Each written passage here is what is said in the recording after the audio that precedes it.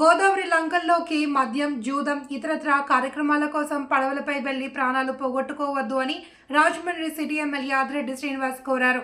గోదావరిలో బోటు బోల్తా పడి 2 మృతి చెందిన ఘటనపై విచారం వ్యక్తం చేశారు. ఈ ప్రమాదంలో మృతి చెందిన 20 కుటుంబ సభ్యులకు ఎమ్మెల్యే ఆదిరెడ్డి వాసు ప్రగాఢ సంతాపం తెలిపారు. ఒకరు రాజమండ్రి రూరల్ పరిధిలోని మిలిటరీ కాలనీకి చెందిన వారిని, మరొకరు రాజమండ్రి సిటీ నియోజకవర్గ పరిధిలోని సింహాచల నగర్కు చెందిన వారిని పేర్కొన్నారు. అసెంబ్లీ సమావేశాల్లో విజయవాడలో ఉండడం వల్ల వెంటనే రాలేకపోతున్నానని, తమ పార్టీ నాయకులు మృతుల కుటుంబాలకు అన్ని విధాల సహకారం అందించే ఏర్పాట్లు చేశామని చెప్పారు. వారు బోట్లో గోదావరి లంకల్లోకి వెళ్లిన పరిస్థితుల పట్ల ఆయన విచారం వ్యక్తం చేశారు. ఎమ్మెల్సీ ఎన్నికల కౌంటింగ్ సందర్భంగా సోమవారం డ్రైడే అని ఎక్కడా మద్యకాల అమ్మం జరగకుండా అధికారులు కట్టుదిట్టమైన చర్యలు తీసుకున్నారని తెలిపారు.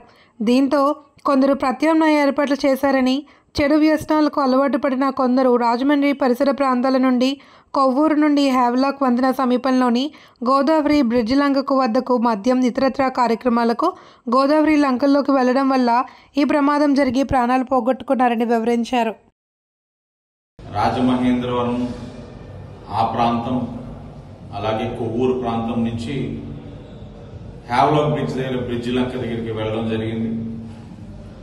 మరి నిన్న డ్రైడే ఎలక్షన్ ఏదైతే ఉభయ గోదావరి జిల్లాల పట్టభద్రుల శాసన మండలి ఎన్నికల కౌంటింగ్ ప్రక్రియ జరుగుతూ ఉన్న సందర్భంగా డ్రైడే, మరి ప్రత్యామ్నాయంగా ఏదైతే పోలీసు ఒక సర్వేలెన్స్ గట్టిగా ఉండడంతో ప్రత్యామ్నాయంగా ఈ లంకలకి వెళ్ళడం జరిగింది.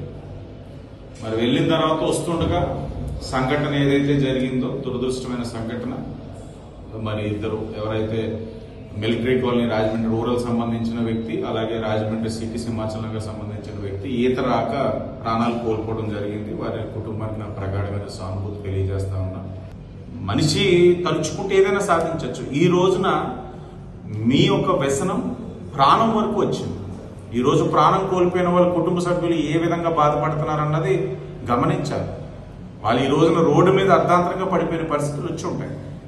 ఇలాంటి పరిస్థితి ఏ కుటుంబానికి రాకూడదు. మీరు ఆ వ్యసనానికి దూరంగా ఉండండి. ఈ కూటమి ప్రభుత్వం ఇలాంటి కార్యక్రమాల్ని ప్రోత్సహించదు. నిన్న డ్రైడే దొరకదు ఎక్కడా మీకు.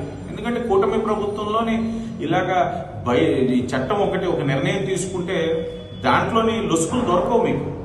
కాబట్టి మేము చెప్తున్న దానికి గౌరవించి మీరు కూడా సహకరించాలని ప్రజలకు విజ్ఞప్తి చేస్తూ, అలాగే చట్టం దాని పని అది చేసుకుపోయింది. పోలీసు వారు చాలా సమర్థవంతంగా కారణమైన వాళ్ళందరినీ కూడా మల్లాయిపాటకు సంబంధించిన 3 అని కూడా చెప్తా ఉన్నారు. వాళ్ళపైన కూడా చర్యలు తీసుకోవడం జరిగింది. కేసులు కూడా కట్టడం జరిగింది.